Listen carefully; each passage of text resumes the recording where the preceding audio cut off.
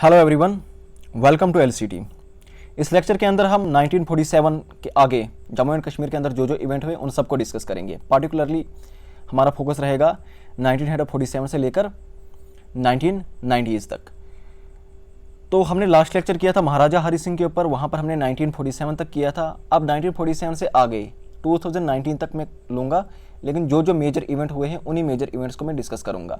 तो as an Indian आपको ये मालूम होना चाहिए, स्पेशली अगर आप जम्मू एंड कश्मीर के रहने वाले हैं तो आपको ये बिल्कुल मालूम होना चाहिए। आपको ये जितनी भी हिस्ट्री ये उंगलियों के ऊपर होनी चाहिए जो मैं इसके अंदर बताने जा रहा हूँ। ओके, तो लेक्चर को शुरू करते हैं। अब थोड़ा मैं कॉलोनियल टाइम पीरियड की बात करता हूँ, यानी जब यहाँ पर ब्रिटिशर्स हुआ करते थे। तो उस वक्त इंडिया कुछ दो पार्ट्स में डिवाइडेड था, यानी दो तरह से एडमिनिस्ट्रेट हुआ करता था। दो तरह की एडमिनिस्ट्रेटिव एंटिटी यहाँ पर हुआ करती थी। एक होती थी आपकी प्रिंसली स्टेट्स और दूसरी हुआ करती थी आपकी प्रोविंसेस, ब्रिटिश प्रोविंसेस। अब ये जो ब्रिटिश प्रोविंसेस थी, यहां पर क्या होता था, डायरेक्टली ब्रिटिशर्स का कंट्रोल हुआ करता था। ओके, यानी ब्रिटिशर्स यहां पर खुद एडमिनिस्ट्रेशन को रन करते थे। सारे जो भी फंक्शन हुआ करते थे, एडमिनिस्ट्रेटिव फंक्शन हुआ करते थे, पॉलिटिकल फंक्शन, मिलिट्री फंक्शन, वो सारे खुद परफॉर्म किया करते थे। प्रिंसली स्टेट की बात करें तो प्रिंसली स्टेट के अंदर क्या होता था, यहां पर कोई राजा हुआ करता था, कोई मोनार्क हुआ करता था। मोनार्क यानी कोई किंग या फिर कोई क्वीन, मोस्टली किंग्स हुआ करते थे। लेकिन जो वो किंग होता था, किंग लेकर चलो आप, जो किंग होता था, किंग इंडिपेंडेंट नहीं होता था। ये बात याद रखना, किंग इंडिपेंडेंट नहीं होता था, वो सवरन नहीं होता था। उसने अपनी सॉवरेनिटी कंप्रोमाइज की हुई होती थी। अब सवरन का मतलब क्या होता है? सवरन का मतलब ये होता है, एक बंदा अगर सवरन है, कंट्री की बात करते, इंडिया एक सवरन कंट्री है। ओके, इंडिया के पास सॉवरेनिटी है, एक सवरन कंट्री है। इसका मतलब है कि इंडिया जो है both internally and externally free है किसी भी प्रेशर से। इंडिया अपने कंट्री के अंदर अगर कोई लॉ पास करना चाहता है तो बाहर की कोई कंट्री इसको प्रेशर नहीं डाल सकती कि आप ये लॉ क्यों पास कर रहे हो। ओके, तो जब कोई कंट्री बिल्कुल किसी भी प्रेशर से फ्री होती है, उस इंडिया को अपनी फॉरेन पॉलिसी कैसे रखनी है, किस कंट्री के साथ रिलेशन रखने, किस कंट्री के साथ नहीं, अगर इनको कोई दूसरा डिसाइड कर रहा है तो हम कहेंगे कि इंडिया क्या है, एक सॉवरेन कंट्री नहीं है। लेकिन इंडिया इंडिपेंडेंटली अपनी फॉरेन पॉलिसी चला रहा है, इंटरनल अफेयर्स इंडिपेंडेंटली चला रहा है। इंडिया क्या है, एक सॉवरेन कंट्री है। आई बात समझ? लेकिन अभी अगर मैं एक प्रिंसली स्टेट की बात करूं, यहां पर जो राजा हुआ करता था, इंटरनल अफेयर्स में कुछ हद तक, काफी हद तक, कुछ हद तक नहीं, काफी हद तक वो फ्री हुआ करता था। यानी किस चीज के ऊपर टैक्स लगाना है, किस चीज के ऊपर टैक्स नहीं लगाना है, कितना टैक्स लगाना है, कितना नहीं लगाना है, किस क्राइम के लिए कौन सी पनिशमेंट देनी है, ये इंटरनल अफेयर जो होते थे ये वहां का राजा खुद डिसाइड करता था। लेकिन जो फॉरेन पॉलिसी उसकी हुआ करती थी, जो मिलिट्री पॉलिसी उसकी हुआ करती थी, ये कौन डिसाइड करता? ये ब्रिटिशर्स डिसाइड किया करते थे। ओके, तो इसलिए ये राजा जो थे ये सॉवरेन नहीं होते थे। अब प्रिंसली स्टेट की बात क्यों हो रही है? क्योंकि जम्मू एंड कश्मीर भी एक प्रिंसली स्टेट थी। 500 से प्लस 500 प्लस प्रिंसली स्टेट्स, जब इंडिया आज़ाद हुआ था तो 500 प्लस प्रिंसली स्टेट्स थी। उनमें से सभी प्रिंसली स्टेट ने इंडिया को ज्वाइन किया, 3 को छोड़कर। एक तो जम्मू एंड कश्मीर थी, एक जूनागढ़ थी और एक हैदराबाद थी। हैदराबाद में मिशन पोलो, ऑपरेशन पोलो लॉन्च हुआ सरदार वल्लभ भाई पटेल की तरफ से, हैदराबाद ने ज्वाइन कर लिया। जूनागढ़ में रेफरेंडम हुआ, जूनागढ़ ने ज्वाइन किया। जम्मू एंड कश्मीर में क्या हुआ, यहाँ पर अलग ही सीन हुआ, इंस्ट्रूमेंट ऑफ असेशन। ओके, उसके ऊपर मैं बात करूंगा। इंस्ट्रूमेंट, आप इतना याद रखना, इंस्ट्रूमेंट ऑफ असेशन के जरिए जम्मू एंड कश्मीर जो है वो इंडिया के साथ मर्ज हुआ था। आई बात समझ? अब देखिए, जब इंडिया इंडिपेंडेंट हुआ था तो 1947 इंडिपेंडेंस के टाइम पे प्रिंसली स्टेट्स को 3 ऑप्शन दिए गए थे। किसने दिए थे? ब्रिटिशर्स ने। कहा कि या तो आप इंडिया को ज्वाइन करो, या तो आप पाकिस्तान को ज्वाइन करो, या तो आप इंडिपेंडेंट रहो। यानी 3 ऑप्शन है, या तो इंडिया को भी आप ज्वाइन कर सकते हो, आपकी मर्जी है, पाकिस्तान को ज्वाइन करना है पाकिस्तान को ज्वाइन करो, इंडिपेंडेंट रहना चाहते हो तो इंडिपेंडेंट रहो। जम्मू एंड कश्मीर की बात करें तो यहाँ पे महाराजा हरि सिंह जो थे, इन्होंने क्या कहा, महाराजा हरि सिंह ने कहा कि भाई मैं इंडिपेंडेंट रहना चाहता हूँ। ये बेसिकली चाहते थे कि जम्मू एंड कश्मीर को मैं एशिया का स्विट्जरलैंड बना दूं। इसके चलते ये एक कॉन्सेप्ट लेकर आए, एक एग्रीमेंट लेकर आए, स्टैंड स्टिल एग्रीमेंट इसको कहते हैं, बहुत ही इंपॉर्टेंट है। स्टैंड स्टिल एग्रीमेंट लेकर आए और इसमें इन्होंने कहा, इंडिया और पाकिस्तान दोनों से कहा कि हम एक स्टेटस को वाली सिचुएशन मेंटेन करके रखते हैं। स्टेटस को का मतलब क्या है? यानी हालात जो है ये कैसे रहेंगे, जैसे हैं वैसे ही रहेंगे। इसका मतलब ये है कि भाई जम्मू एंड कश्मीर जो है आप एक्सेप्ट करो, जम्मू एंड कश्मीर जो है एक सेपरेट एंटिटी है। पाकिस्तान भी एक्सेप्ट करेगा, इंडिया भी एक्सेप्ट करेगा। आपस में हम लोग ट्रेड को कंटिन्यू रखेंगे, कम्युनिकेशन को कंटिन्यू रखेंगे, ट्रांसपोर्ट को कंटिन्यू रखेंगे, जैसा चल रहा है वैसे चलने दो। इसको कहते हैं स्टैंड स्टिल एग्रीमेंट, यानी जैसा है वैसा ही रहेगा। अब ये स्टैंड स्टिल एग्रीमेंट महाराजा हरि सिंह ने एक्सक्यूज मी महाराजा हरि सिंह ने ये स्टैंड स्टिल एग्रीमेंट पाकिस्तान के साथ साइन कर दिया। अब यही वो इंडिया के साथ भी साइन करना चाहते थे, लेकिन ये बात याद रखना, इंडिया ने जम्मू एंड कश्मीर के साथ महाराजा हरि सिंह के साथ कोई भी स्टैंड स्टिल एग्रीमेंट साइन नहीं किया है, लेकिन पाकिस्तान ने किया था। पाकिस्तान ने साइन किया, लेकिन फिर भी पीठ पीछे खंजर घोंप दिया 22 अक्टूबर 1947 को। बेसिकली देखिए 1947 में क्या हुआ था, इंडिपेंडेंस के टाइम जब पार्टीशन हुई थी तो काफ़ी ज़्यादा कम्युनल राइट्स देखने को मिले। जम्मू एंड कश्मीर में भी हुए, स्पेशली जम्मू में हुए, काफ़ी ज़्यादा कम्युनल राइट्स हुए। इसका एक्सक्यूज, और पुंछ में एक रेबेलियन हुआ था, तो उसके चलते ये एक्सक्यूज़ बनाकर पाकिस्तान ने क्या काम किया, इसने पख्तून फाइटर्स को, ये basically north western frontier province जो है, इसका मतलब है नॉर्थ वेस्टर्न फ्रंटियर प्रोविंस, जो पाकिस्तान, अफगानिस्तान और ये कश्मीर के साथ लगता हुआ वाला जो एरिया है, वहाँ से थे ये पख्तून फाइटर थे, बेसिकली ट्राइबल ये सोल्जर थे। इनको पैसे दिए, इनको स्पॉन्सर किया, इनको हथियार दिए और इन्होंने अटैक कर दिया खाड़ी के अंदर, कश्मीर खाड़ी के अंदर, कश्मीर वैली के अंदर। ओके, ये बारामूला उड़ी से वहाँ से होते हुए आए थे।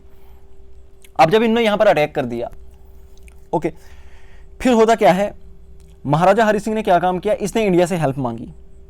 अब इंडिया ने कहा ठीक है हम आपकी हेल्प करते हैं, लेकिन हमें भी तो बदले में कुछ चाहिए। भाई जियो पॉलिटिक्स से सब लोग अपना अपना इंटरेस्ट देखते हैं। इंडिया ने कहा ठीक है, अगर आप हमारे साथ एक्सीड करते हो तो हम आपकी मदद करेंगे। ओके, तो महाराजा हरि सिंह को क्या था, इन्होंने एक्सीड कर दिया, इन्होंने कहा ठीक है मैं आपको ज्वाइन करता हूं, और यही बेस्ट था उस वक्त के लिए। ओके, तो इसके चलते क्या होता है, इंस्ट्रूमेंट ऑफ एसेशन लाया जाता है और इंस्ट्रूमेंट ऑफ एसेशन को साइन किया जाता है इंडिया और जम्मू एंड कश्मीर के बीच में। इस तरह से इंस्ट्रूमेंट ऑफ एसेशन के जरिए, अब देखिए इंस्ट्रूमेंट ऑफ एसेशन के पर मैंने अलग से लेक्चर लेकर आना है, ठीक है, क्योंकि बहुत सारे लोगों को ऐसा कन्फ्यूजन होता है कि इंस्ट्रूमेंट ऑफ एसेशन में एक प्लेबिसाइड की बात की गई थी। तो मैं बताता हूँ उसके अंदर बेसिकली जो विल ऑफ द पीपल की बात की गई थी, बेसिकली उसके अंदर था क्या वो मैं बाद में बताऊंगा आपको। ओके, लेकिन ऐसा जैसा कहीं भी नहीं था कि एक रेफरेंडम या एक प्लेबिसाइड किया जाएगा, ऐसी जैसी बात कहीं पे भी नहीं थी, ये बात याद रख लेना। अब इंस्ट्रूमेंट ऑफ एसेशन की बात करें, 26 अक्टूबर 1947 को इसको साइन किया जाता है। महाराजा हरि सिंह इसको लेकर आए, इसको साइन किया जाता है। इस तरह से जम्मू एंड कश्मीर जो प्रिंसली स्टेट थी वो इंडिया के साथ मर्ज हो जाती है। आई बात समझ।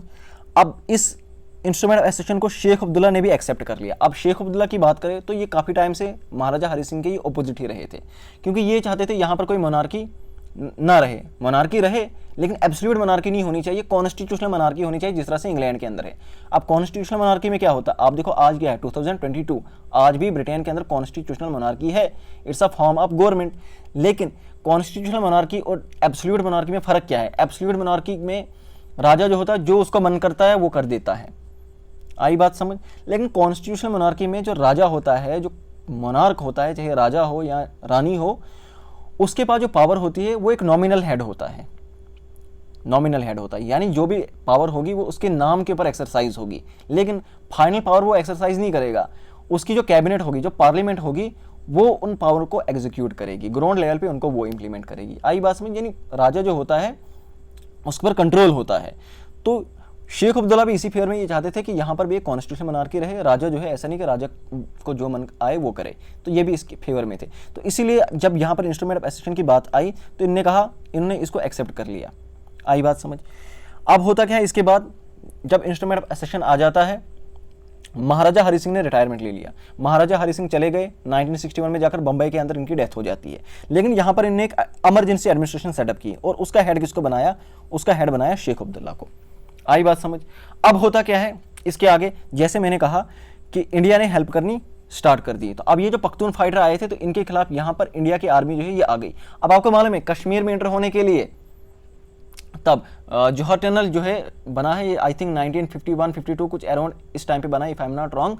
तो उस टाइम पे वैली के साथ कनेक्टिविटी भी नहीं थी, तो प्लेन्स का यूज़ किया गया था, फाइटर प्लेन्स का यूज़ किया गया था, जहाँ पर मिलिट्री को उतारा गया था। और काफ़ी हाई आल्टीट्यूड पे इस जंग की खासियत ये थी कि हाई आल्टीट्यूड वारफेयर देखने को मिली थी। तो इंडिया और ये जो पाकिस्तान स्पॉन्सर्ड जो नॉन स्टेट एक्टर्स वहाँ से यहाँ पर इन्वेडर्स आए थे, तो उनके खिलाफ इंडियन आर्मी ने काफ़ी हाई आल्टीट्यूड पे वार की, उनके साथ लड़ा और फाइनली उनको इस अटैक को ख़त्म कर दिया। लेकिन इसी के टाइम पे क्या होता है, जब इंडियन आर्मी ने इनको बैकपुश कर रही थी, तो इसी के टाइम पे जो आज का पीओके वाला हिस्सा है, पाक ऑक्युपाइड कश्मीर, वहाँ पर एक आज़ाद कश्मीर नाम की गवर्नमेंट बनाई जाती है, पाकिस्तान की तबारक पाकिस्तान ने बनाई थी, ठीक है ना। पाकिस्तान बैग थी, आप कह सकते हैं पपिट सरकार वहाँ पर बना दी, कहा कि भाई ये एक ऑटोनॉमस रीजन है, इसको कोई कुछ नहीं बोलेगा। ओके, तो फिलहाल के लिए सिचुएशन रुक जाती है। यहाँ पर आज जो मेन जम्मू एंड कश्मीर है, आज जो इंडिया के कंट्रोल में है, वहाँ से उनको बाहर भगा दिया। फिर इसके बाद यूएनओ बीच में आ जाता है। यूएनओ बीच में नहीं आ जाता, बेसिकली इंडिया जो है यूएनओ के पास चला गया, पाकिस्तान भी चला गया, दोनों चले गए थे। जनवरी 1948 में। अब यूनाइटेड नेशन क्या काम करते हैं? यूनाइटेड नेशन बेसिकली एक कमीशन को सेटअप करते हैं, United Nation commission for India and Pakistan, UNCIP. Okay, और एक सिक्योरिटी रेजोल्यूशन लेकर आते हैं, सिक्योरिटी काउंसिल रेजोल्यूशन। ये सिक्योरिटी काउंसिल रेजोल्यूशन काफी ज्यादा इंपॉर्टेंट है, इसको कहते हैं resolution 47 of the UNSC, United Nation security council. इन्होंने क्या 3 रिकमेंडेशन दी। उसमें क्या कहा? 3 कॉन्सिक्वेंशियल नॉन बाइंडिंग स्टेप्स की बात की गई। कॉन्सिक्वेंशियल का मतलब है कि एक पूरा होगा फिर दूसरा होगा, जब दूसरा होगा फिर तीसरा होगा, अगर पहला पूरा नहीं होता तो दूसरा नहीं होगा। आई बात समझ? और नॉन बाइंडिंग का मतलब है कि ये बाइंडिंग नहीं है, ऐसा नहीं कि यूनाइटेड नेशन सिक्योरिटी काउंसिल ने कहा कि भाई इंडिया और पाकिस्तान को ये करना ही करना है। नॉन बाइंडिंग है, आपको अपनी मर्जी है, देख लो, लेकिन हमारी तरफ से यही है। अब वो थे क्या, वो स्टेप्स क्या थे, वो रिकमेंडेशंस क्या थी, वो देखते हैं। पहले उन्होंने कहा कि पाकिस्तान को अपनी जितनी भी आर्मी है वो यहां से विड्रॉ करनी होगी। उसके बाद जब पाकिस्तान अपनी आर्मी यहां से, यानी अब कौन सा वाला हिस्सा बचा था, वो पीओके वाला हिस्सा बचा था, गिलगित बल्तिस्तान और ये बाकी हिस्सा बचा था, कहा कि अब यहां से जब पाकिस्तान अपनी आर्मी हटा लेगा तो उसके बाद इंडिया भी अपनी आर्मी हटा लेगा, लेकिन एक मिनिमल फोर्स रहेगी इंडिया की यहां पर रीजन के अंदर, किसके लिए? लॉ एंड ऑर्डर को मेंटेन करने के लिए, पीस को मेंटेन रखने के लिए थोड़ी सी उतनी फौज रहेगी यहां पर। ओके, और उसके बाद यहां पर एक प्लेबिसाइड होगा जहां पर विल ऑफ द पीपल देख लिया जाएगा, लोग क्या चाहते हैं वो होगा। आई बात समझ? ये कुछ जूनागढ़ वाला केस था जहां पर रेफरेंडम हुआ था, लोगों ने वोट किया था इंडिया के फेवर में और उन्होंने इंडिया को ज्वाइन किया था। तो इस तरह की बात हुई यहां पर। लेकिन क्या पाकिस्तान ने फौज हटाई? पाकिस्तान ने अपनी फौज नहीं हटाई। जब पाकिस्तान ने अपनी फौज को विड्रॉ नहीं किया तो इंडिया भी नहीं करेगा, क्योंकि स्टेप में क्या लिखा है आप देख सकते हैं। स्टेप्स में लिखा है resolution 47 of the United Nation security council, आप चेक करके देख सकते हैं। उसमें लिखा है कि पहले पाकिस्तान को अपनी फौज हटानी पड़ेगी। अब पाकिस्तान को क्यों कहा? क्योंकि कहीं ना कहीं देखो यूएनओ ने एज इट इज ये कहीं कहा नहीं था कि पाकिस्तान की गलती है, लेकिन इससे यही पता चलता कि यूएनओ समझ गया था कि गलती पाकिस्तान की है। और आप लोग भी देखिए पहले अटैक किसने किया था? स्टैंड स्टिल एग्रीमेंट साइन करने के बावजूद भी उन्होंने एक्सेप्ट किया कि जम्मू एंड कश्मीर एक सेपरेट एंटिटी है, उनके साथ स्टैंड स्टिल एग्रीमेंट साइन किया, उसके बावजूद भी अटैक कर दिया। ओके, तो पहले अटैक किसने किया है? पाकिस्तान ने। पहले उसने अपनी मिलिट्री यहां पर घुसेड़ दी थी। मिलिट्री अगर नहीं कह सकते, वो एक्सेप्ट नहीं करते, तो जो पख्तून फाइटर थे वो स्पॉन्सर किसकी तरफ से? पाकिस्तान की तरफ से थे। ओके, अब पाकिस्तान ने अपनी फोर्स नहीं हटाई, तो इस तरह से स्टेलमेट अभी तक कंटिन्यू है। 1948 के अंदर क्या होता है? एक सीज फायर लाइन ड्रा की जाती है। अब जहां पर ये इंडिया है, ये पाकिस्तान है, ये यहां पर पहुंच गए एक दूसरे के सामने। तो अब ये लाइन जो है ये इंटरनेशनल बॉर्डर तो नहीं, इंटरनेशनल बॉर्डर तो काफी पीछे है जहां पर पाकिस्तान आगे आया है। अब उन्होंने कहा चलो फिलहाल के लिए फॉर आवर प्रैक्टिकल पर्पसेज इसी लाइन को हम एक लाइन मान लेते हैं। ओके, इसको सीज फायर लाइन कहा। लेकिन सीज फायर एक परमानेंट सोल्यूशन नहीं होता है। सीज फायर का मतलब क्या होता है? फॉर द टाइम बिंग, अभी के लिए इसी को हम मानते हैं कि यही हमारे बीच में एक लाइन है, यही लाइन काम करेगी। बाद में इसी को एलओसी का नाम दे दिया गया। 1952 में होता है दिल्ली एग्रीमेंट, ये होता है नेहरू और शेख अब्दुल्ला के बीच में। तो इसमें क्या हुआ था? इसमें आपको आर्टिकल 370 देखने को मिला था। अब आर्टिकल 370 ये किसने ड्राफ्ट किया था? पूरा का पूरा कॉन्स्टिट्यूशन किसने ड्राफ्ट किया? डॉक्टर भीमराव अम्बेडकर ने। लेकिन आर्टिकल 370 ने ड्राफ्ट नहीं किया था। पंडित जवाहरलाल नेहरू और शेख अब्दुल्ला के बीच में ये होता है दिल्ली एग्रीमेंट। यहां पर आर्टिकल 370 हमें देखने को मिला। इसको ड्राफ्ट किया था गोपाल स्वामी अयंगर और शेख अब्दुल्ला ने। इसका काफी ज्यादा ऑपोजिशन किया गया था सरदार वल्लभ भाई पटेल और डॉक्टर भीमराव अम्बेडकर। डॉक्टर भीमराव अम्बेडकर ने पूरा का पूरा कॉन्स्टिट्यूशन, जैसे मैंने कहा, उन्होंने ड्राफ्ट किया है, ड्राफ्टिंग कमेटी के चेयरमैन थे वो। लेकिन उन्होंने आर्टिकल 370 को ड्राफ्ट नहीं किया। उन्होंने कहा कि ये इंडिया की इंटीग्रेशन के अगेंस्ट है। ओके, तो इसीलिए उन्होंने ड्राफ्ट करने से मना किया। ओके, तो ये हो गया दिल्ली एग्रीमेंट। इसके बाद क्या होता है? शेख अब्दुल्ला जो है, इनकी सेंट्रल के गवर्नमेंट के साथ कुछ अनबन चली, क्योंकि बेसिकली अपने वही प्लेबिसाइड की बात को लेकर अड़े हुए थे और भी कुछ रीजन थे। उसके चलते इनको जेल में डाल दिया जाता है 11 साल के लिए 1953 में। उस वक्त ये पीएम थे, जम्मू कश्मीर में पीएम हुआ करता था। यहाँ पर क्या क्या पोर्टफोलियो थी उनके ऊपर मैं अलग से लेक्चर लेकर आऊँगा। इंपॉर्टेंट हो जाते हैं, जेकेसीसी पूछती है, जैसे सीएम की पोस्ट यहाँ पर कब आई। ओके, और बाकी जो यहाँ पर सदरे वगैरह वगैरह जो हुआ करते थे वो बाद में करेंगे डिस्कस। ओके, 1953 में इनको जेल में डाल दिया जाता है, 1964 में इनको रिलीज किया जाता है। लेकिन इसके बीच में हम देखते हैं 1962 में चाइना अटैक कर देता है और अक्साई चीन का एरिया ले जाता है। उसके बाद 1965 में पाकिस्तान क्या काम करता है? साक्षकाम वैली जो है ये उठाकर पाकिस्तान को चाइना को गिफ्ट कर देता, कहता है लो पकड़ो, रख लो। ये देख सकते हैं। तो इस तरह से ये हाल हो गया। ये पूरा का पूरा जम्मू एंड कश्मीर था जो आपको ब्लैक बॉर्डर के अंदर दिखाई दे रहा है। अब ये जो आपको दिखाई दे रहा है येलो कलर में, ये भी 2 पार्ट में डिवाइड हो गया। कब हो गया डिवाइड? 2019 में। तो ये नीचे आपको जम्मू एंड कश्मीर का एरिया दिखेगा, ऊपर आपको लद्दाख का एरिया दिखेगा। ओके, और ये अक्साई चीन जो चाइना ने ले लिया, ये रहा पाक ऑक्युपाइड कश्मीर, ये जो आपको दिखाई दे रहा है पीओके, ये ऊपर गिलगित बल्तिस्तान वाला एरिया है।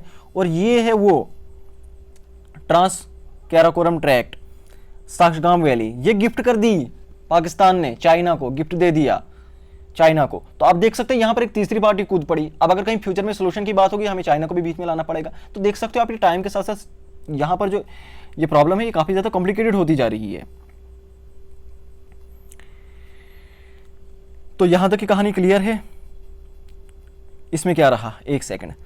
तो 1964 में शेख अब्दुल्ला को रिलीज किया जाता है और फिर से जो है बातचीत स्टार्ट होती है। नेहरू ने इनको बातचीत के लिए पाकिस्तान भेज दिया और पाकिस्तान में इनका काफ़ी ठीक ठाक वेलकम होता, बाद में नेहरू की डेथ ही हो जाती है। तो इस तरह से जो बातचीत स्टार्ट हुई थी वो बातचीत फिर से खत्म हो जाती है।